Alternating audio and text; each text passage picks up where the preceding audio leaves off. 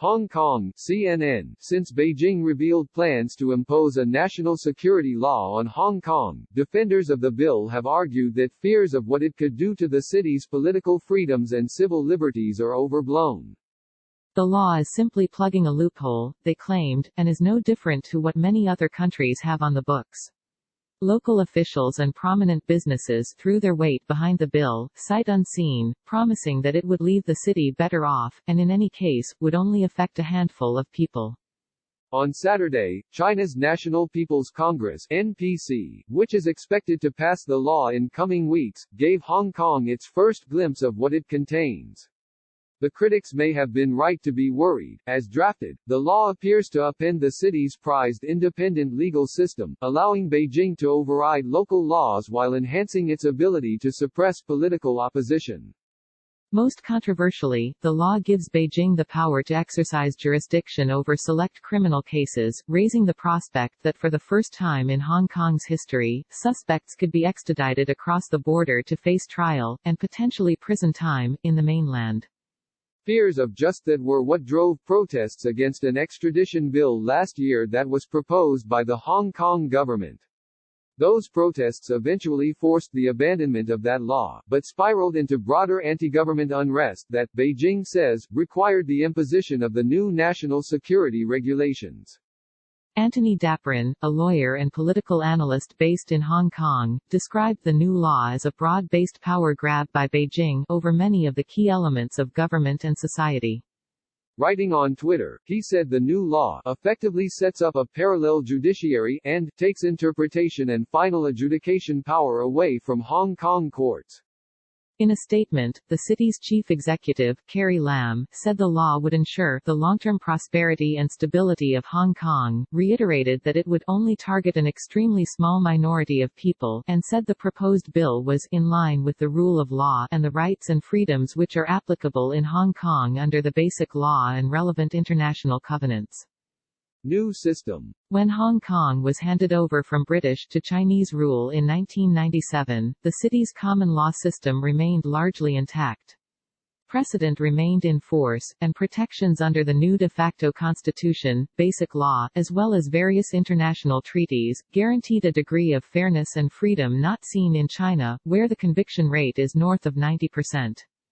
While the NPC did gain the ability to interpret basic law, essentially rewriting it in certain cases, the central government did not have any jurisdiction over individual cases, nor could people be tried for crimes against Beijing that were not illegal in Hong Kong.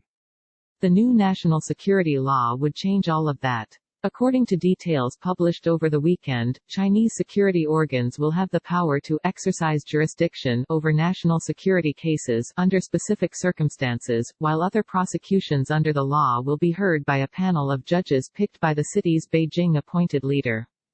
It does not say explicitly whether suspects could face extradition to mainland China under such circumstances. Though the draft did make reference to upholding the rule of law and various civil liberties, it also subordinates existing law to the national security bill, so that where there is a conflict, the national security law prevails. In practice, this could mean that when a national security prosecution contravenes human rights protected under Hong Kong law, those rights are suspended. Writing after the Saturday announcement, Jerome Cohen, an expert on Chinese law, dismissed the eye candy on human rights, pointing out that the very provisions in the draft law would appear to violate those protections. The handover has clearly become the takeover, Cohen added. Kevin Yam, a Hong Kong-based solicitor and former convener of the Progressive Lawyers Group, said the proposed law was not worth legal interpretation, adding, "There's nothing to analyze. It's just whatever they say it is," he added. And if they cannot make it whatever they say it is when they want something, they will just change it in whatever way they like. Judicial maneuvers. While there has been no suggestion of a true public consultation or referendum on the bill, multiple provisions revealed Saturday appeared geared towards allaying Hong Kong's fears over it, or at least easing its selling to the public. Such provisions come amid a massive propaganda effort to sell the bill, with posters and adverts promoting it plastering Hong Kong, as well as an apparent push by Beijing for Chinese firms to relist on the city's stock exchange, boosting the local economy. In particular, the creation of a panel, nominated by Chief Executive Carrie Lam, to hear national security cases, may have been a sop to those who were expressing alarm at reports the bill would bar foreign-born judges from hearing them. As part of the wider common law system, which also includes the UK, Canada, Australia and a number of other jurisdictions, Hong Kong periodically appoints distinguished, non-permanent judges to the Court of Final Appeal. These judges are appointed by the chief executive, but their presence in certain cases has been controversial in China, leading to calls for their removal, or barring them from certain sensitive cases. By giving Lam the power to nominate judges to hear national security cases, the government essentially sidesteps this issue, enabling her to choose those judges deemed most loyal. The Hong Kong Bar Association has blasted the plans as extraordinary and a major blow to judicial independence, pointing out that Lam will be appointing a panel to oversee cases in which she herself is an interested party. Speaking to local media, Bar Association head Philip Dykes said the law was a recipe for conflict of interest, and would allow Lam to cherry-pick which judges heard the most controversial cases. Alvin Young, an opposition lawmaker and barrister, said the proposal was a clear departure from common law traditions. Political prosecutions. Expanding the power of Chinese courts and security services to Hong Kong carries with it even more concerns. Permitting China's security apparatus to operate in the city raises the specter of extralegal persecution. Dissidents and activists in China are often disappeared by the authorities or threatened with arrest around sensitive events, and many journalists and lawyers are dragged in to take tea with the security services, during which they receive thinly veiled threats about the potential consequences of their work. Giving Chinese courts jurisdiction under specific circumstances, meanwhile, will likely guarantee convictions in those cases. China's legal system has been widely criticized for its lack of human rights protections, nakedly political prosecutions, and a nearly universal conviction rate. The country's own national security law has been interpreted broadly in the past to imprison activists, intellectuals and journalists. 2 Canadians prosecuted last week for spying are a pertinent example of this. Michael Kovrig and Michael Spavor were arrested in late 2018 shortly after the detention in Canada of Huawei executive Meng Wanzhou.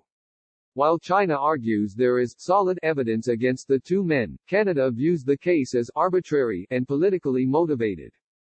Kovrig and Spavor are also an example of how national security legislation in China differs to that in democratic countries. Canada, for example, has laws against espionage and spying, and people have been prosecuted under them.